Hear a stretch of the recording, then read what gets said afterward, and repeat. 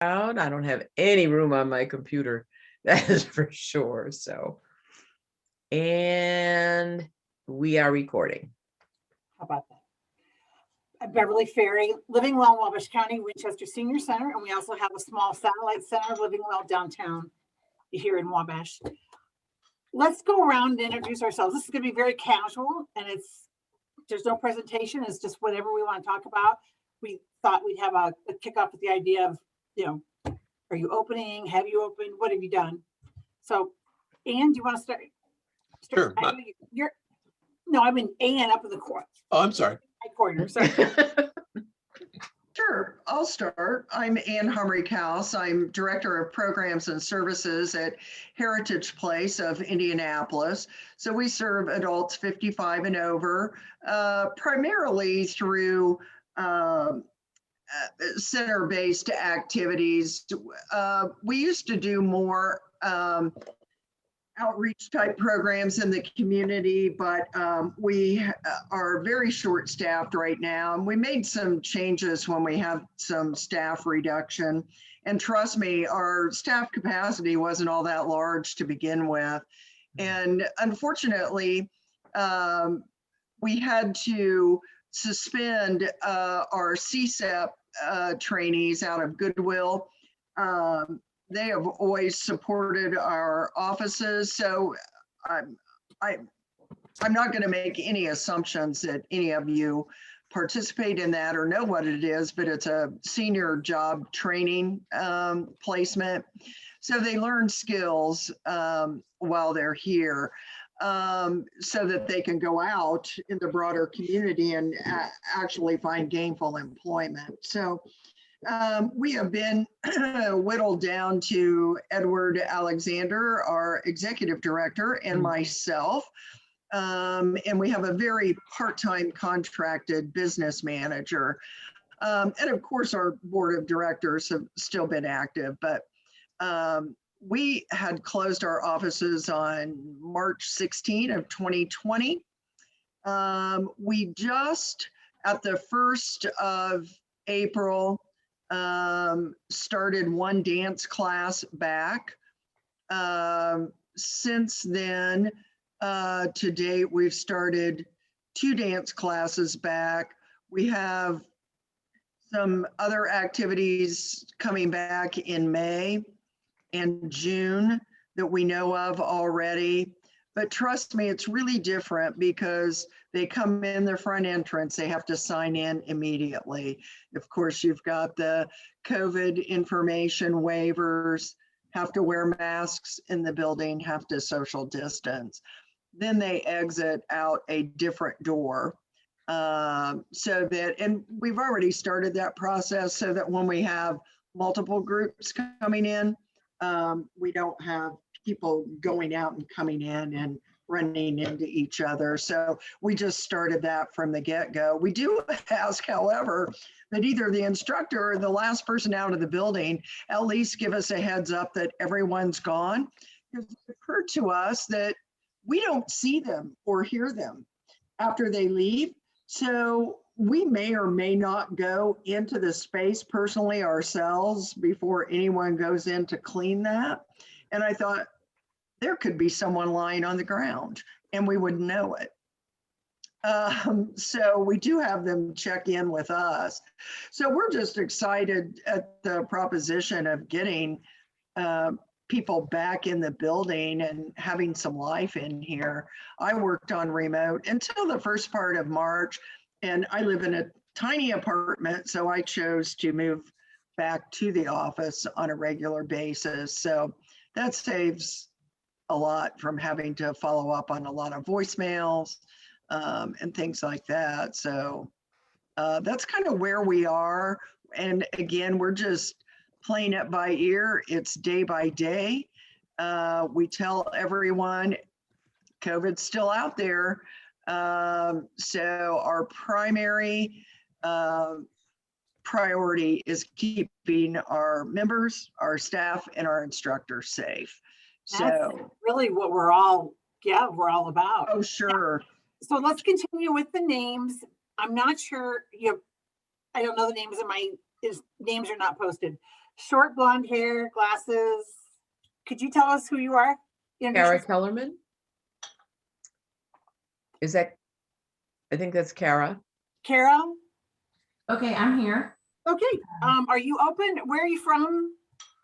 Okay, I'm the executive director for the Encore Lifestyle and Enrichment Center, which is the senior center for Tipton County.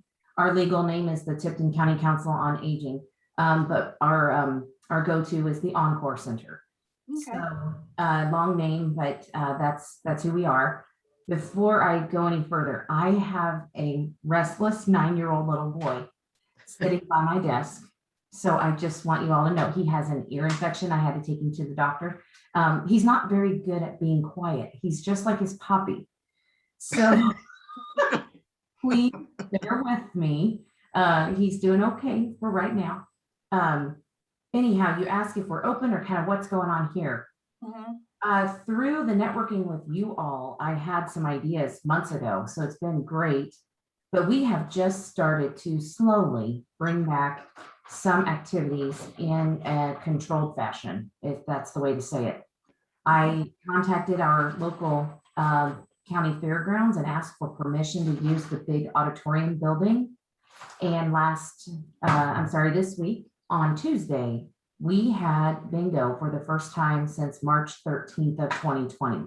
Mm. We did not advertise. We kept it as invite only with our regular members so that we could have a small group to walk through that.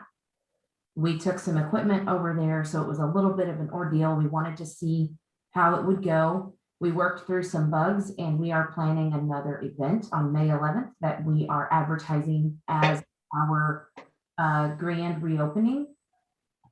We are, of course, considering continuing to do activities offsite at a larger venue like that. For that purpose, we can social distance. We are requiring masks. However, when you are seated, you can take it off. And so we're following the guidelines given to us by our local county health department. And we have high hopes. We think this will work. And then for some of our small group activities that we would normally be doing if we were open, we do plan to get those going here very quickly at our location, because the community room is large enough for the small groups where they can social distance. So we're just getting started, and our regulars are bringing new friends. It is just, it's a very exciting feeling for the folks that are looking forward to it. That's great. Dan? You want to fill us in about your place? Sure. I'm Dan Mustard. I'm the executive director at Millrace Center in Columbus. We're the Bartholomew County Council on Aging, one of our many names that we've had.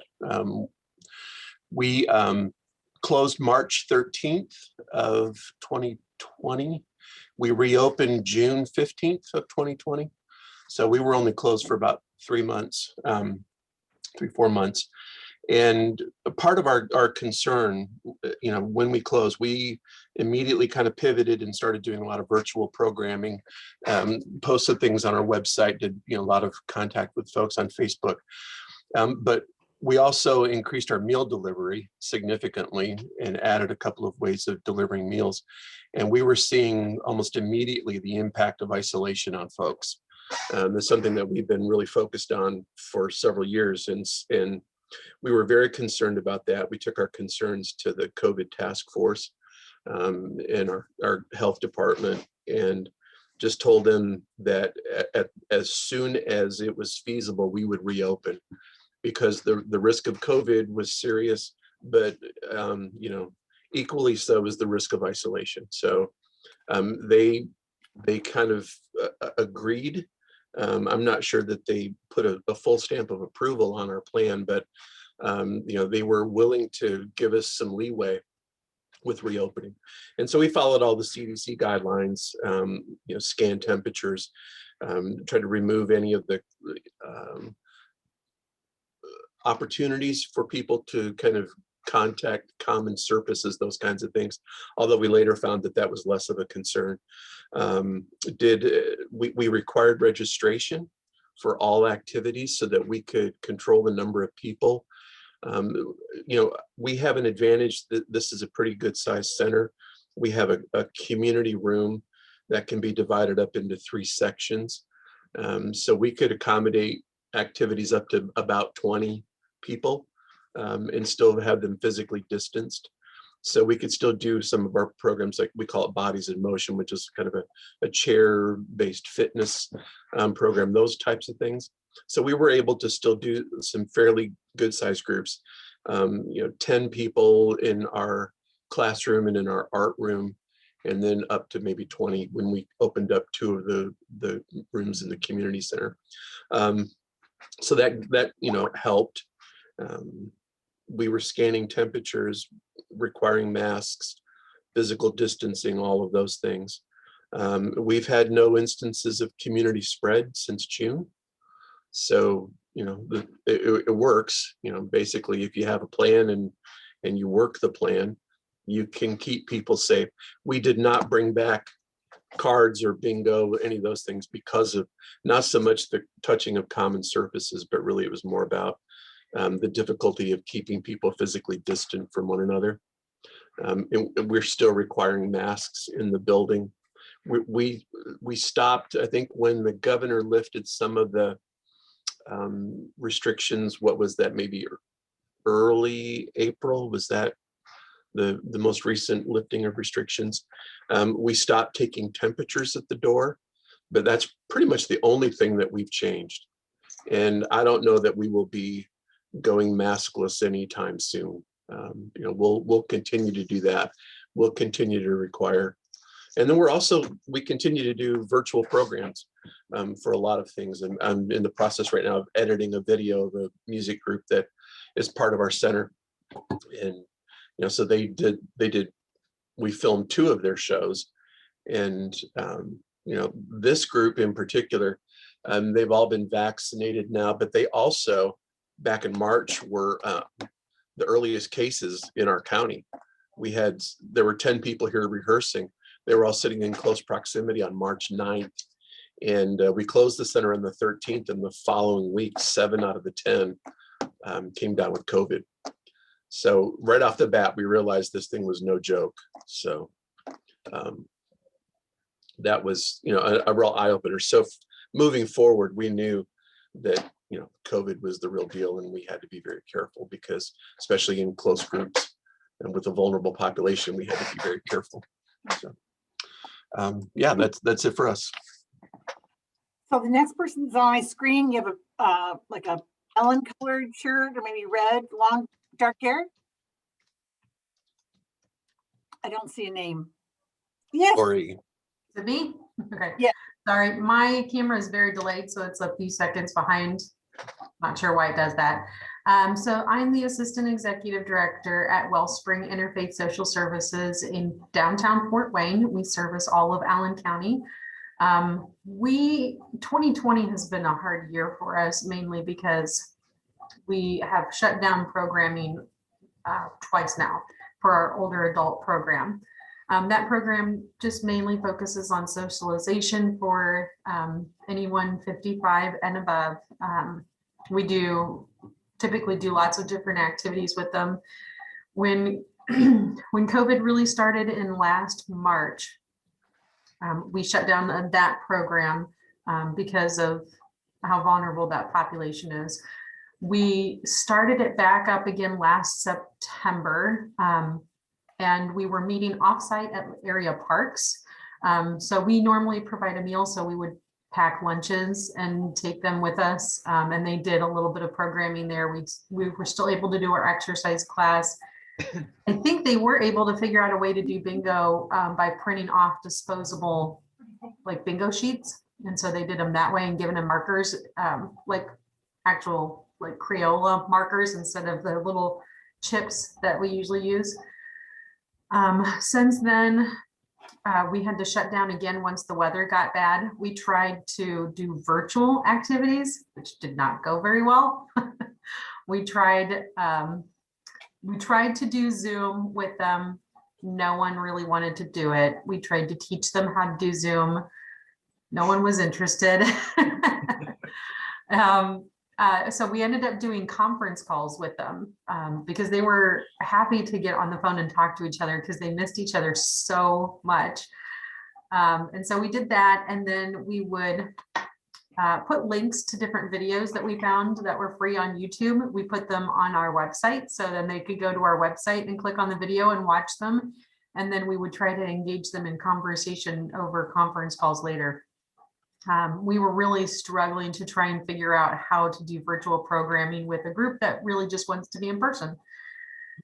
So the numbers were not very good, so we decided to shut down again because we just weren't getting hardly any interest in this type of stuff. So since then, both of our program coordinators left because, and I don't blame them at all, they had been yanked around so much around 2020, being furloughed and then coming back and then furloughed again. And it was really hard on them. So we're currently looking for 2 people to run this program so that we can start it back up. We are going to continue to meet off-site. The weather is beautiful now, so that's going to be a good possibility for us. We also have a summer day camp that we run every year, and our pre-K kids are going to be meeting on site. So we're not going to have program area available until I think it's midway through July anyways. So at that point, we'll reassess and see if bringing them back on site is feasible. I don't know what's going to happen yet. So that's still, that decision will be made probably in July. So that's where we're at right now. You've done some creative things. You've tried. We've tried everything we can think of. So we have an exercise routine that one of our staff would do. It was developed for people dealing with arthritis. And so we tried to do that over Zoom, and we only had 1 or 2 people that felt comfortable doing Zoom. Yeah, they didn't want to, they didn't seem to want to learn. And I understand, because I mean, I'm quite a bit younger than them. And when I come up against technology that I can't figure out quickly, I get frustrated and want to quit right away. So I completely understand. Thanks. I think that mixed, you have an interesting experience of you've tried, it didn't work, you've tried, you've really gone the gamut. Yeah, we've tried everything we can think of. I mean, and I can tell you, I have gotten phone calls from our clients since last March. Every once in a while, they'll call and ask, when can we come back? When can we get together again? We miss everybody so much. We miss playing games and playing cards. And I'm like, I know. And I miss having them here so much, but it's just, we really want to protect them as much as possible. And I know a lot of them are not comfortable coming out and engaging with others yet. Right. Okay. Now, I'm names. I don't remember names, but next person I have on my sheet, you have a jacket, you're on the steering committee, brown hair. Janice. Okay. I don't see the names. Must be me. Okay. Hi, thanks. I'm Janice Holliday. I'm the director of Marshall County Council on Aging. And we have a senior center here called the Life Enrichment Center. We actually never closed our doors, mainly because we also house our transportation and our Meals on Wheels out of this building. So those were continuous. They certainly had their challenges. Transportation, dropped to less than half of what we were doing for obvious reasons. And we had most of our we had about half of our drivers that took voluntary layoffs just because we were that slow. Meals on Wheels, on the other hand, about doubled from what we were. So that kept us busy, and we've helped a lot with registering people for vaccines, taking them there, taking them to get tested, all that kind of stuff. Of course, transportation is still under a federal mandate for masks and things like that. So we're still doing it there. We're still highly encouraging it in our building. But everybody's kind of used to it now. So we haven't had any problems there. Our programming kind of took care of itself at the first, because most of our programs are sponsored or ran by other people. like the hospital, they did our senior fit exercise program. That's probably the only one that we brought back on our own. The hospital's not ready to do it yet, but our people were clamoring for it. So we had about 50 people originally. So we divided them into 2 groups so we could keep them distanced as well. So we kind of started that on our own using some of their videos from the hospital's website and stuff, which they thought was great too. So they're trying to get back where they can come back in. We've lost some like Weight Watchers that probably will never come back. I think they've probably moved to virtual almost exclusively. So we're like everybody else, slowly bringing things back. It's really just been our regular customers. We haven't advertised anything yet, but we just had a meeting last week for our expo committee. So we're really hoping that's in October, and we have it at the high school. We usually have about 1,500 people there. So we're hoping that that's a go. I'd like to draw everyone's attention to the chat feature because there are some messages to everyone on the screen. So every now and then you may want to shoot your eyes over, or if it's okay with you, Beverly, if I see a message that is good for everyone, Yes. I can go ahead and Okay. summarize. But I'm Either way. impressed, Dan, 700%. I'm impressed, Dan, 700% increase to your website. You know, Wow. and that's next to Kara's statement that they were never able to try virtual activities because of most of the members don't have devices. And, you know, it shows you what the technological divide ends up leading to. So Yeah, it's huge. And, you know, when we first opened the building, we had a computer lab. So a lot of people would come in, but then people shifted from using desktops to using like iPads and stuff. So we converted our computer room into a conference room.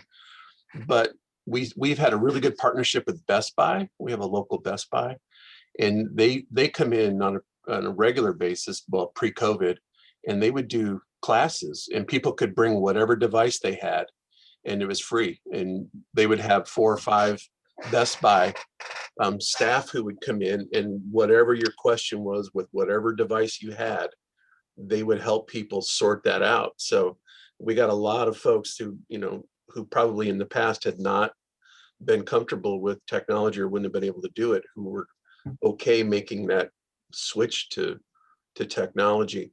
And for Best Buy, you know, you can approach, if you have anybody close in your area, it's a great deal for them because, you know, we don't encourage them to sell stuff to people. I mean, that's not it.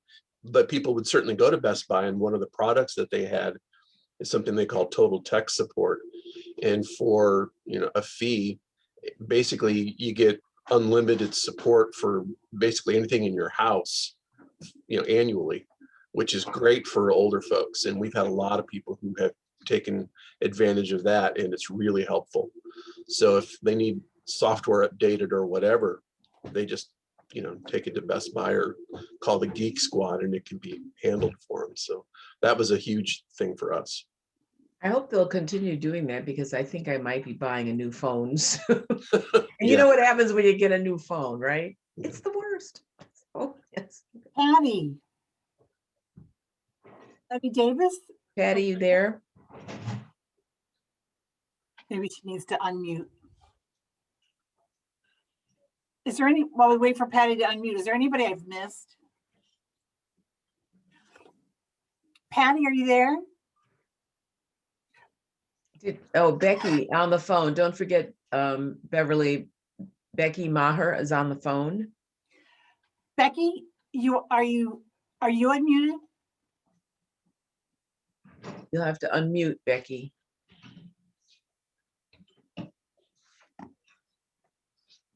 Let's see. And we've got Jackie. Yes. Yes. Becky or Patty, do you have anything, or Jackie, do you have anything you want to add about your centers?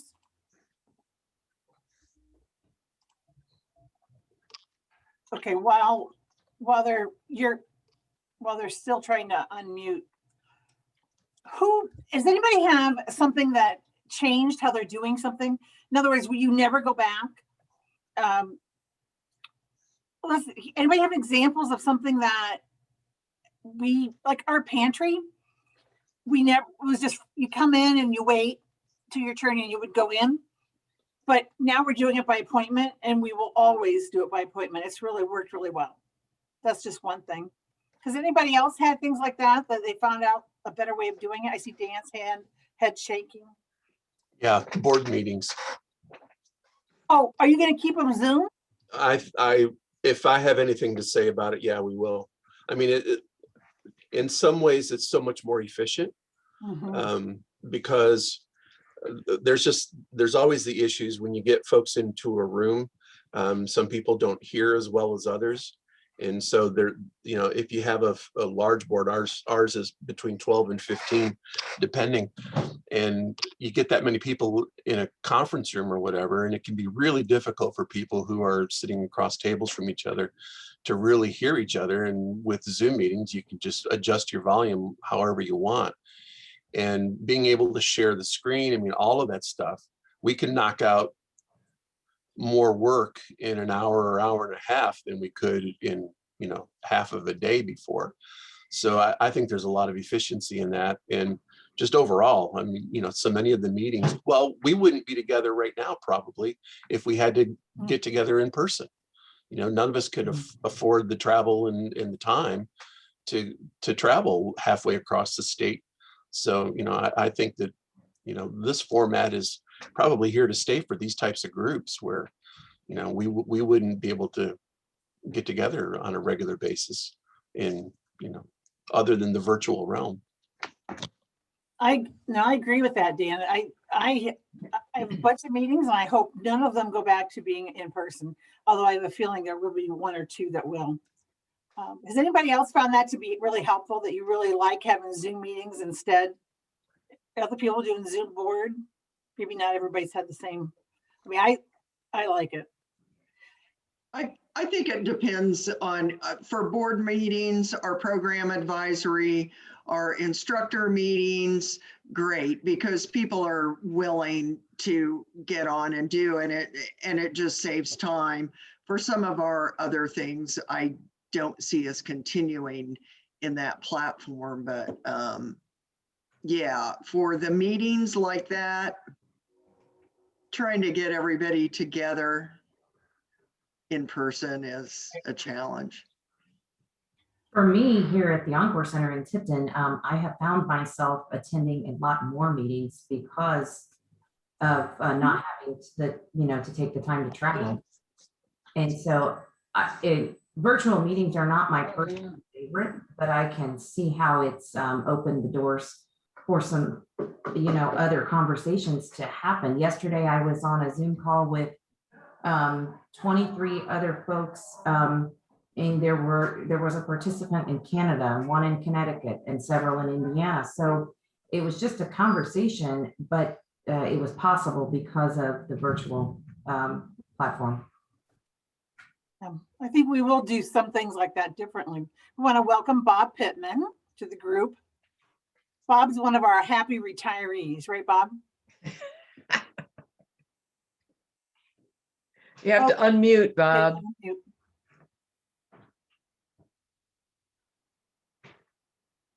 We're not hearing you, Bob. Hello. Hello. So I'm late. Welcome to the crowd. Look, we have a crowd. Yeah, good. Everybody's getting smaller and smaller as Yeah. people sign in. So This is wonderful. Well, welcome to, and now Patty and Jackie and Becky that we haven't heard from, do you want to say something? I know we were waiting for you guys to unmute.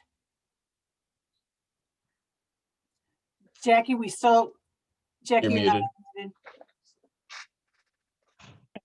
unmuted. there Yes, you I- go. Hear me now? I've also got my volume turned down. We still, because of our connection being a Title III nutrition site.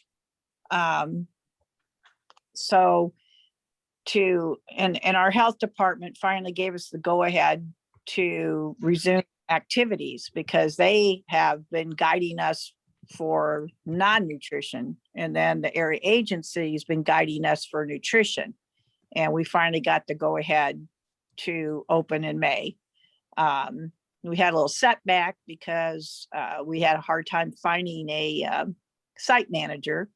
And we finally had a 77-year-old lady who lives by one of our center who came in and said, I think I want that job. And so she came in and told us she was coming to work for us. Okay, works for me. But because of her lateness coming in, we've moved our openings to May 10th. And I think the one thing that we changed, because of all the other services, is that we have in our main facility, we have Head Start in the building. So Head Start now has their own, their exclusive entrance and exit. And then the senior center has its own exclusive entrance and exit. So to minimize any interaction, not that we don't want them to interact, but just to avoid that for both parties, because just like most other people, we never shut down, but we were closed to the public because of our other services. And we were allowed grant dollars to provide home delivered meals, even though we're not a home delivered meals provider. So, and the good thing that came out of that is that we ended up attracting in our little county at least 10 to 15 new participants, which is very good in a small rural county at our site. So anyway, I think just how we kind of do business, Zoom meetings don't work with my board because of the number of elderly on my board who don't even have they don't have smartphones or anything. So we did phone call meetings where they called in and they were thrilled to come back to board meetings. We have one who still doesn't want to come in the building, but she gets everything emailed to her and she calls in on the phone, listens to the meeting. So that worked because Zoom I only had 3 board members who had access to Zoom. That would even, the rest of them just, it's kind of like giving a kid a computer to do his school homework and he doesn't have internet at his house.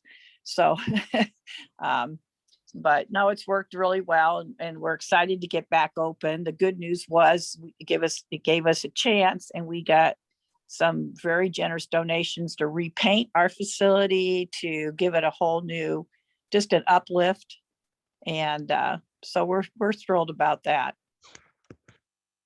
So I'd like to know anybody have a funny story that's happened out of COVID? Anything humorous or heartwarming? So I have one. We decided to do things for people who really were shut in. So we've done some special things for people who came, like they came up with the drive-up parties and that kind of stuff. But there are some people who really just plain were shut in. So at Easter, we did these really cool baskets. They were actually like this.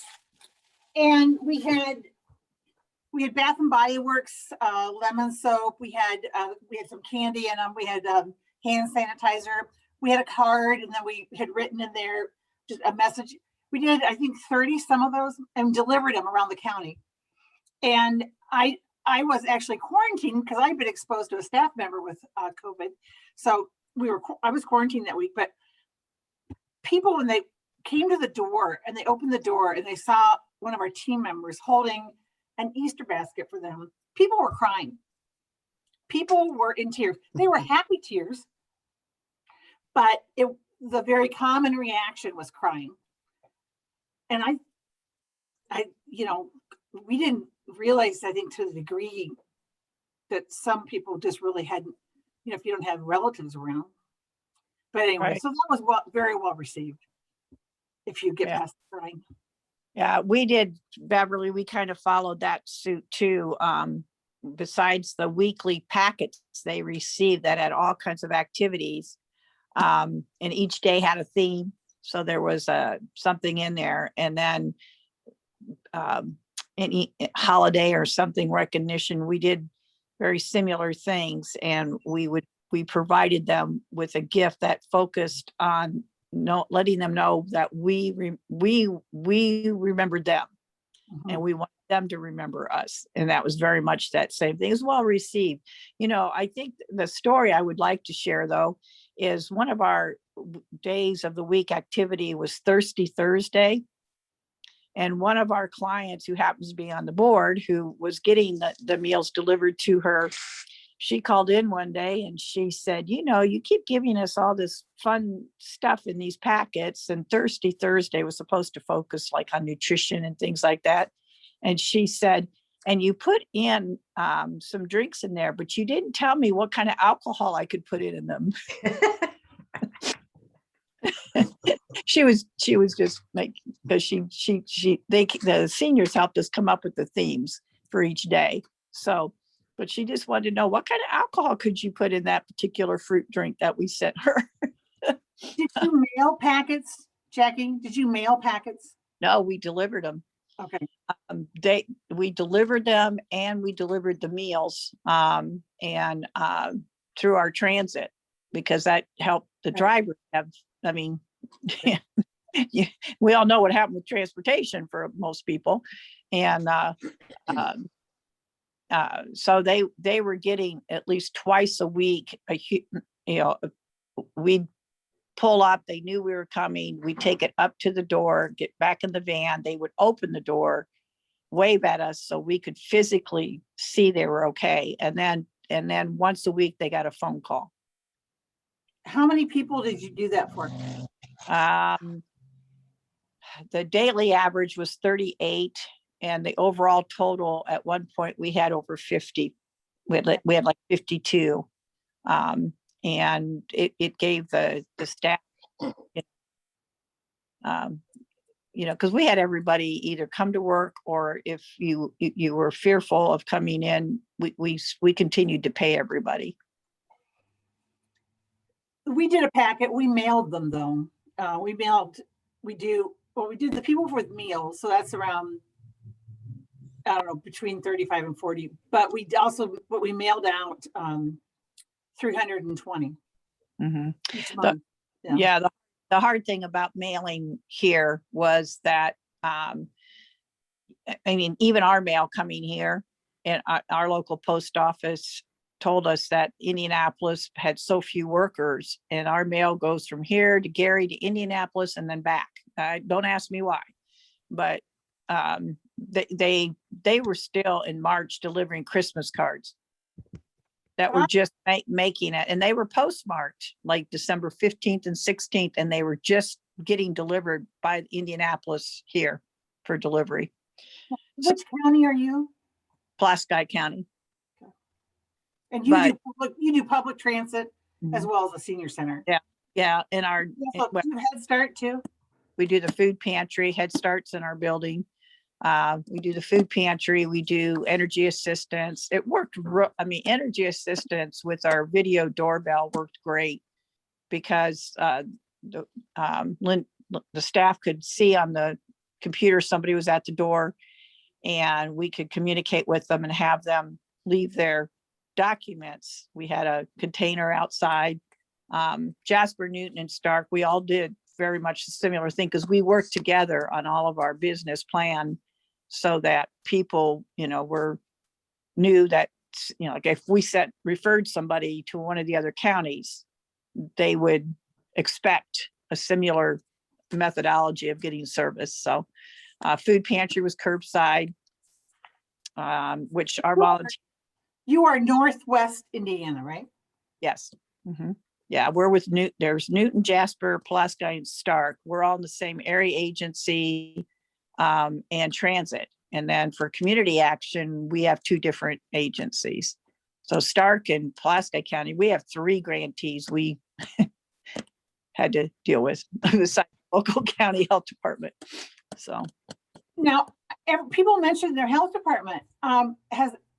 everybody, like my health department gave us no direction. And when I asked, they said, just don't have a buffet. Yeah, Seriously. whoa. That's really helpful. No, I- our health department point blank said, I mean, you go by the most restrictive, and the course area agency was the most restrictive. But they, yeah, we in our plan, they were one of the key partner. I mean, every time we updated our plan, we sent it to the health department, and she'd shoot me an email that says, you're meeting our requirements, but yeah, she was very involved in just guidance. I mean, they didn't tell us what to do, but they were monitoring the guidance and, letting us know what they think. I mean, and we did it for all of our programs so that they were aware Yeah. that we were doing, because they were worried about transit and they were worried about the food pantry. So foot traffic, I think, but we minimized the foot traffic. So I'm still looking for something where somebody had a warm story or something funny that happened during COVID. Surely somebody has something humorous. Well, here's a sort of one. We had one of the very first things that we recorded to post on our website was our Bodies in Motion class.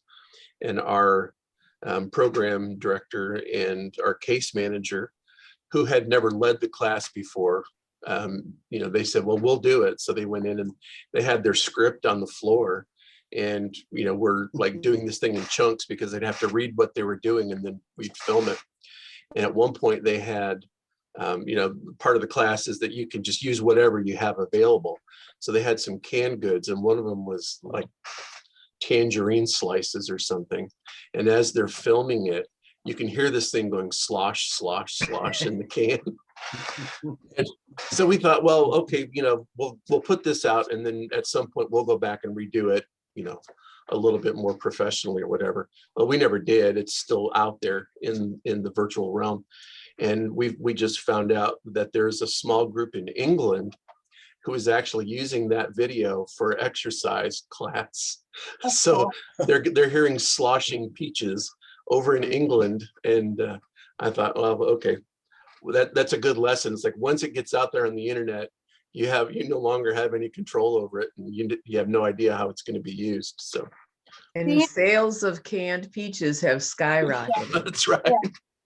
Dan, did you say that is a YouTube channel? Is that where you put it out on, or you? or Facebook? Yes, we have a YouTube channel, but everything is linked from our website. Okay. So people can go to our website and it will say, videos available or whatever underneath the heading of our website. And that's where everything gets posted. And it's just broken down by categories. Bob has done several for us. Early on, we did some informational interviews with different people, and there's some of our classes are on there. We did a lot of craft classes, things like that, and just most of them are fairly short. Sometimes just 5 or 10 minutes, just little segments that people can do classes. Some things are a little bit longer. And then we were talking earlier about some of the things that we'll continue to do, and I think that we will probably pursue a hybrid method with some of our classes. We will do like our drum circle. We have people in the building to do our drum circle, but we're also going to make it available to people online in real time. So it'll be live streaming, because there are people who may be homebound for a lot of different reasons, not just COVID. And so moving forward, we realized that we were able to reach a lot of folks that we had never reached before. And so we will do some of our activities, basically live streaming plus people in the room, and it gives everybody an opportunity to interact. And that's where Jerry Share will come in. We've done it without Jerry Share, but the new program Jerry Share, I think, will serve well in that capacity. I haven't used any of these programs, but you had pre-COVID. Am I correct that you had already been doing some virtual programming? Yeah, we were posting some stuff on our website, things were available for people to go on and see, like we would record it and maybe post it. So that part of it, we weren't necessarily creating things with the intention of it being posted. It was just kind of after the fact, but then we started actually producing content just for the website to go onto our YouTube page. We've always worked Facebook really hard. And so we've already had, we had a lot of people who followed us on Facebook. And so that was kind of what drove a lot of the stuff. Like, we put it on our website, but then we would talk about it on Facebook, so that would direct people to either the YouTube channel or the website. I mean, everything links to YouTube, but so if you click on it on our website, it goes to YouTube. When you say you work it hard, how frequently are you posting on Facebook? Geez, multiple times a day. And we all do it. Like, if somebody's out on a trip with people, we're taking selfies and, just saying, hey, we're out on the, this is what we do. And it keeps the content pretty fresh, and it's just a constant reminder to people what's going on. So. Does anybody else find they've used Facebook a lot to do that? Because I'm not very good at it with Facebook. Our executive director posts some things on Facebook. I would have to say we're not multiple times a day. It's part of that is just our staff capacity, but we probably get something on there once a week at least. And if we have some fundraiser or special series or something of that nature. We did a couple of drive-through events on our driveway and got some, vendors, organizations that support us to provide some goodie bags. So we had pretty good turnout, and it was, although we were masked and social distance, it was great to see people in the flesh. So we did that a couple of times. Again, we always were functioning as an organization, just closed to the public. So those were fun things. And we got support through, we rent from a church. And so from the get-go, their congregation stepped up to start a phone tree. And they delivered food, they called them, they delivered anything that they needed just to check in, and they're still doing that. So we have felt very blessed to have that engagement. And of course, we've done our newsletter digitally versus trying to mail it out. So, and we did, well, a funny thing for me, we did a Tai Chi class. Our instructor did it on the drive on a beautiful day last fall. So I decided, well, okay, there's nobody else in the building and we're outside, so I'll do the class. Oh yeah, like I lasted maybe 10 or 15 minutes, and this is an hour-long class. So good to show you how, and I do fit the demographic of who we serve, so I will throw that in there. But yeah, working full-time, I don't have time to take those classes. So I was grossly out of shape, and I'm the one who had to sit down. So. It's something when you get outpaced by somebody who's in their almost 90 or more. Well, yeah. Yeah. Well, my mother at 89. So one thing that we experienced is we're losing a lot of seniors because with COVID, their family realized how isolated they were, and they were able to convince their parents to move. And so we lost quite a few. Interesting. Yeah, and maybe it's better for them in the long run, but once they were isolated, yeah, that would just open the door. So we have just a few minutes left. I have, I think, 8 minutes. Anybody want to give just something really brief, couple things? Deborah. Yes, Lori mentioned earlier that she's lost 2 people and they're looking to replace 2 people. Is anyone else on here looking for staff? Because, you know, that made me think, is there a way that we could perhaps help with our distribution list by just saying, contact so-and-so, they're looking for these positions? I Would know, that be stepping outside what Yeah. Skin should be doing? It just seems like a natural thing for us to do. I mean, you certainly could do it. It's not gonna harm anything. We could all let you Just know. say, yeah, just say, get in touch with. Yeah. Lori, what's your last name, please? Otis, it's O-T-I-S. I'm sorry, Otis? Otis, Okay. O-T-I-S. And you're at Wellspring, right? Interfaith? Yes. Okay.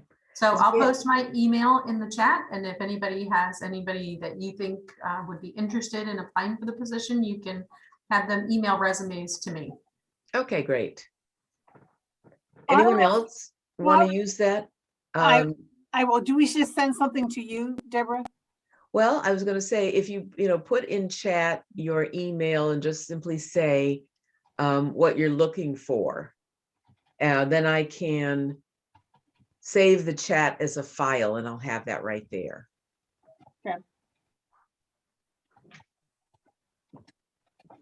I know one of the things that we found through COVID, I think it's connected, but I'm not really sure why. We've been able to hire some really good retirees.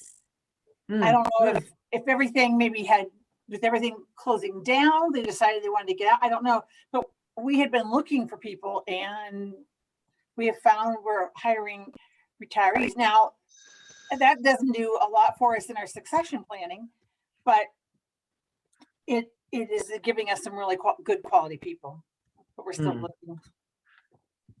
Interesting. I'm going to post mine in case anybody has that. So are you guys all game to do this once a month? I'm good. Take that as unanimous. Okay. Yeah, thumbs up if you want to do it on a monthly basis. Yeah. It's I think we really got it. helped- Yeah. It's really helped me with ideas on what everyone else is doing. I'd love to hear, even outside of COVID, what, being shut down and everything being a little different. It's very helpful to me to network with others like you guys. Great, great. Well, I think that is kind of the name of the game. I know Bob Pittman down there and Columbus kept the connection of senior centers together for, I want to say, at least 2 decades. And right, Bob? But that was At least, yeah, trying.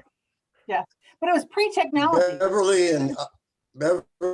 and I and Jackie go way back with the Senior Center Association.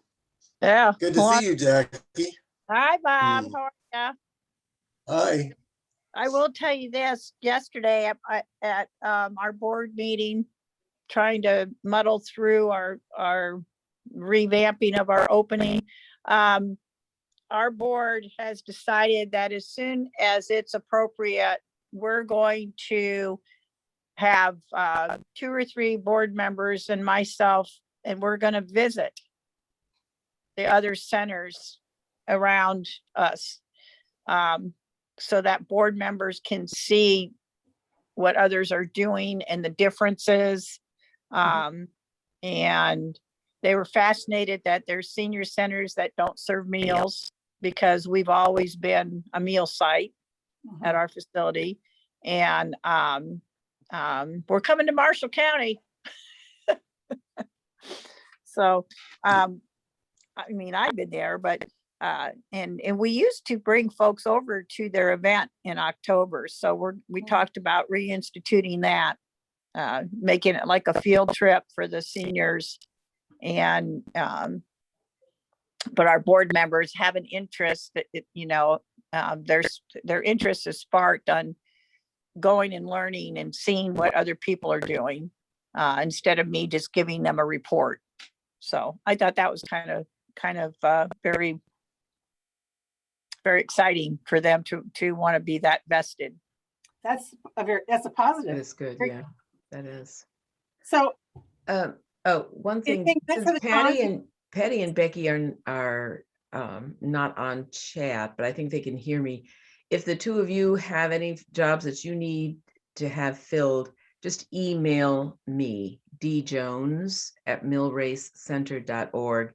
You've all got my email from all of the notes that I've been sending out for skin. So for those who aren't on chat, go ahead and do that if you have positions you want filled. Thank you. Sorry, Beverly.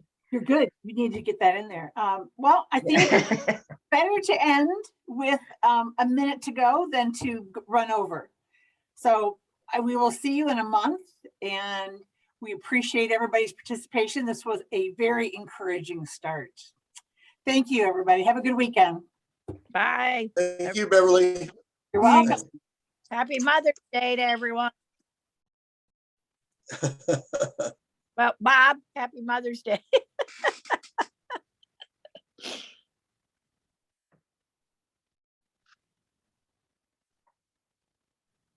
Gonna leave.